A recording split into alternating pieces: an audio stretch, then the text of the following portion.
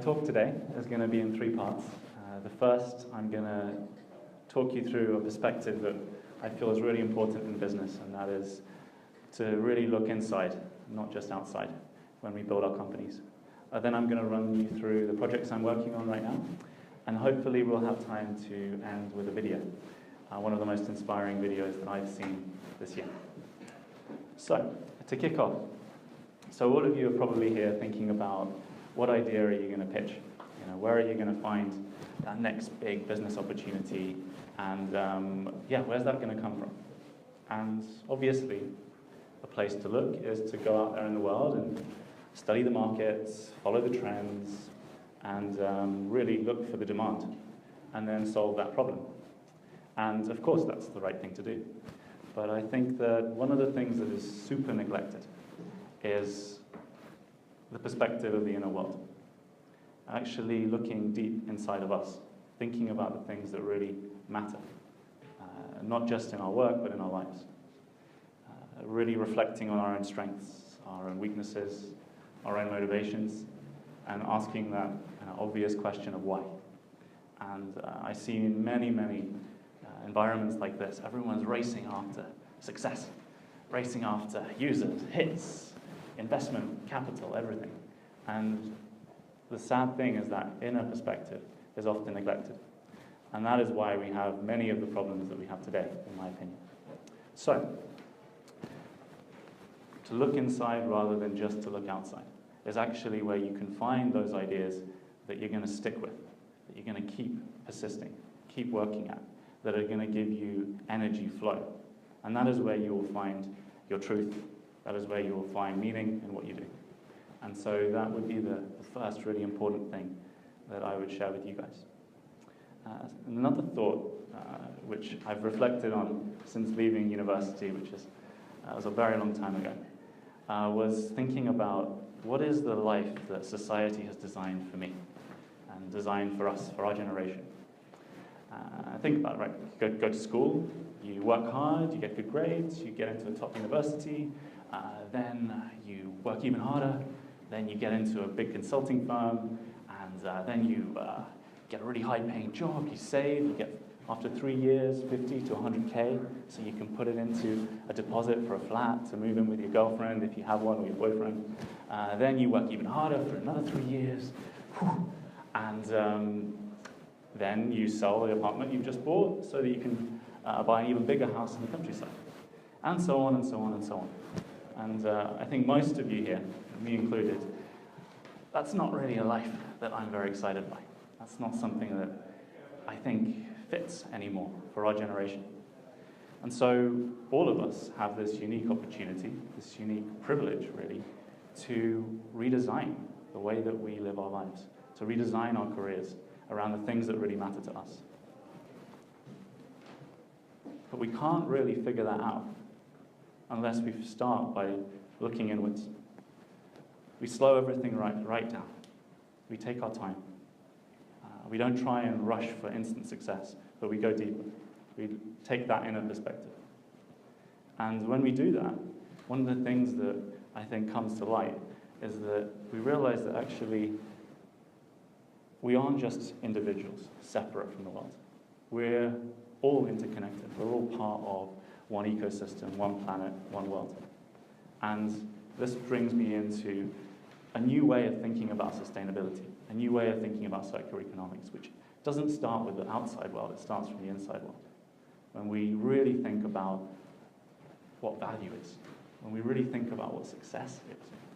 And it's crazy. Our society today looks at success in such a black and white way. It looks at life in such a linear way. But life isn't a line, it's more like a spiral. And you live many, many, many cycles, and hopefully as you go through those cycles, you get a little bit wiser, and you get a little bit more, I guess, clear in your understanding of yourself and where you want to go. And also, success isn't about just making money and just scaling and exiting. It's multicolored, it's multidimensional. And it's really important that when we think about the businesses that we build, we understand both our inner purpose as well as the change that we want to make happen in the world. So this is really the perspective that I think is necessary right now, given everything that's happening in our society and in our politics, is respecting the inner world as much as we go out there and try and do things out there in the real world. So that's part one. Thank you for listening. Part two is I'm going to run through the things that I'm working on right now. And it's a spectrum of different businesses that first and foremost take me towards the life that I want to live, and also the world that I want to see in the future. So just over 4.5 years ago, I set up my own company after being a founding partner of several others in London. And I set up Exponentials, which enabled me to work with purpose-driven businesses, travel the world, and stay very, very free. And I still run that company today. The reason that I'm here standing in Stockholm is because of Burning Man, and I went in 2015. And through Burning Man, I connected with an incredible Swedish investor who was one of the first people to bring investment banking into Sweden, and also was a chairman of an investment bank in Switzerland. And he started a foundation called Oak Island Foundation, and bought an island and turned it into an incredible retreat center for education and leadership. And he recently, last year, in August, invested into Tech Farm. And we had a call, and then I called with the founder, and I decided to come over here and join the team part-time as head of product. And so what Tech Farm is, it's a real estate company that is trying to change the course of society in some ways by creating a safe harbor and a place where people can feel at home anywhere they are in the world. And what we do is we specialize in co-living, so basically reducing space, but increasing well-being by focusing on the things that matter, which is the relationships, which is the culture, and the experience of actually being at home.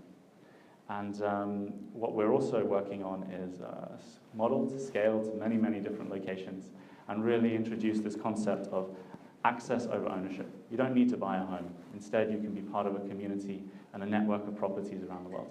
So that's very exciting. That bridges me onto an open source project that I started just over a year ago called Village 3.0.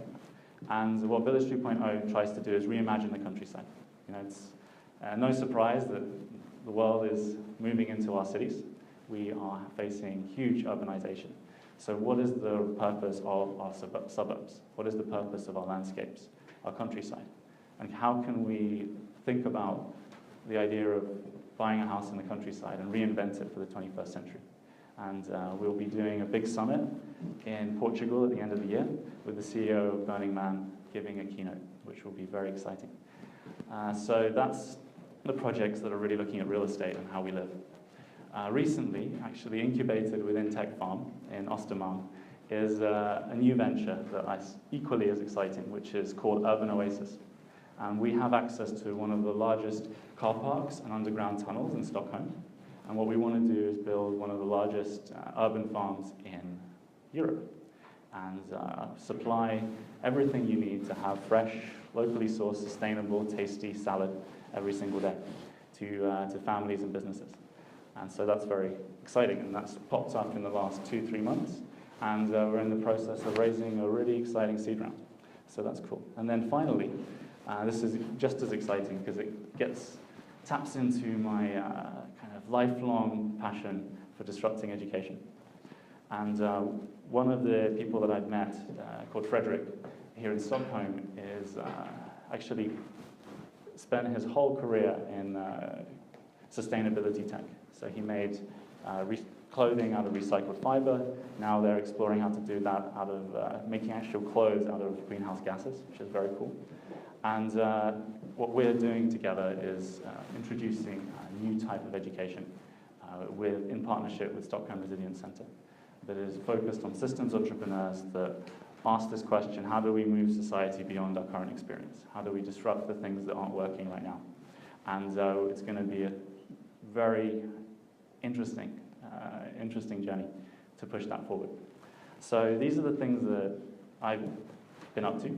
And for me, always the question is, do these projects that I take on tap into my intrinsic motivation? Would I be doing them even if there wasn't a big fat check at the end of the day? And I think that's really important. before I run into the video, one of the things that is really important that I learned whenever giving a talk is have a call to action. And the call to action is, for all of these projects, we are looking for people to collaborate with us and co-create with us. So if you know, or if you are, someone that really is super skilled in Java and mobile app development, come chat to me. If you know someone that is a native Swedish speaker that really loves getting into the mindset of how people choose to purchase food in the city, and really getting into the concept of what living consciously and living sustainably and healthily actually means, come speak to me, because we're looking to find a head of sales. And finally, if you're just curious about these questions that I posed, these perspectives that I've shared, I'd love to get to know you. So my email is anton@techfarm.life and anton@exponentials.co.uk. And so just to finish, this is a video that I saw in Berlin just 2-3 months ago. And I think it's a really powerful video that every single entrepreneur and every single student should watch.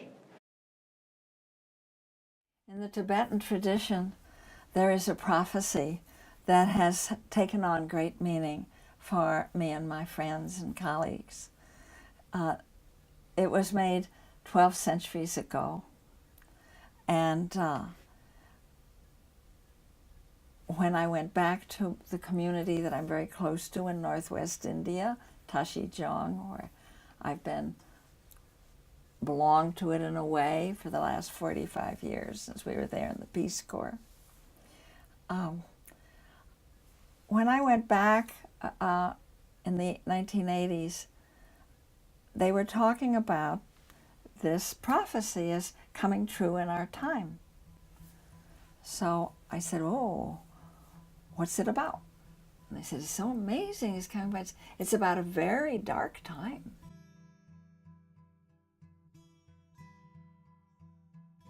My dear friend and teacher, Dugu Chögyal Rinpoche, tells it this way, and I share it in that same way. And it has been like getting my marching orders for this time of the Great Turning. So it goes like this. There comes a time when all life on earth is in danger. In this time, great powers have arisen, barbarian powers, and although they waste their wealth in preparations to annihilate each other, they have much in common. Weapons of unfathomable death and devastation, and technologies that lay waste the world. And it is just at this point, when the future of all beings hangs by the frailest of threads, that the kingdom of Shambhala emerges. Now you can't go there. It's not a place. It exists in the hearts and minds of the Shambhala warriors. Actually, you can't tell a Shambhala warrior by looking at her or him because they wear no uniforms, no insignia, no banners, have no barricades on which to climb to threaten the enemy or behind which they can rest and regroup. They don't even have any home turf. Forever and always they must move across the terrain of the barbarian powers. And Chögyal Rinpoche said to me, now is the time when great courage is required of the Shambhala warriors. Moral courage and physical courage, because they're going to go into the heart of the barbarian powers to dismantle their weapons. And weapons in every sense of the word. The bombs and armaments manufactured and deployed, and the corridors of power where the decisions are made. To dismantle the weapons. And he said, Joanna, mark this. The Shambhala warriors know that these weapons can be dismantled because they are manomaya, mind-made. They are made by the human mind. They can be unmade by the human mind. Because the disasters that are threatening us and unfolding are not brought about by some extraterrestrial force or some satanic deity or even by an unchangeable, inexorable fate. They arise from our relationships and our priorities and our habits. They are made by the human mind. They can be unmade by the human mind. So the time is upon us, he said, when the Shambhala warriors go into training. Well, you can imagine. I said, how do they train? And he said they train in the use of two weapons. And that was the term he used. What are they, I asked. And he held up his hands the way the lamas hold the ritual objects in the great lama dances of this people. And he said, one is compassion, and the other is insight into the radical interdependence of all phenomena. And you need both. One is not enough. You need the compassion because that provides you the fuel, the motive force to get you out there where you need to be to do what you need to do. And what it consists of, basically, is not being afraid of the suffering of your world. And you know, when you're not afraid of the suffering of your world, nothing can stop you.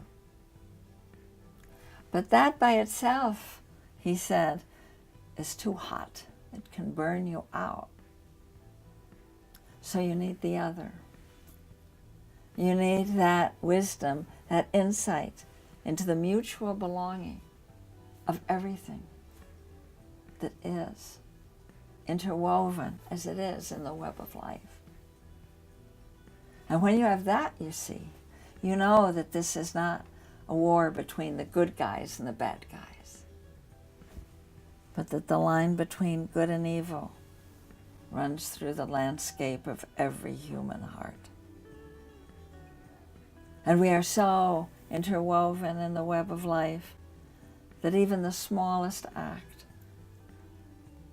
with clear intention has repercussions through that web that we can barely see. But that, he said, is a little cool by itself. So you need the heat of the compassion. And if you've looked at the Tibetan monks chanting, often you will, in their pujas, you will see their hands doing moving mudras. And often as not, they are dancing the interplay between karuna and prajna, compassion and wisdom. Well, that's the prophecy.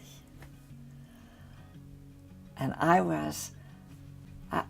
this is it, I've got my marching orders. And I remember my son Jack was with me at the time with the rest of the family. We had quarters at the edge of the settlement. And I went home that evening and I said, you won't believe the prophecy I just heard from Shuja Rinpoche. And I told it. And Jack said, well, did he tell you how it's going to turn out? Did he tell you how it's going to end? I laughed and said, no, thank goodness. I wouldn't have believed him if he'd told me how it's going to turn out. And don't you believe anyone either who tells you how it's going to turn out. It's that not knowing that is our great gift, that don't know mind that lets us be great and lets great things happen.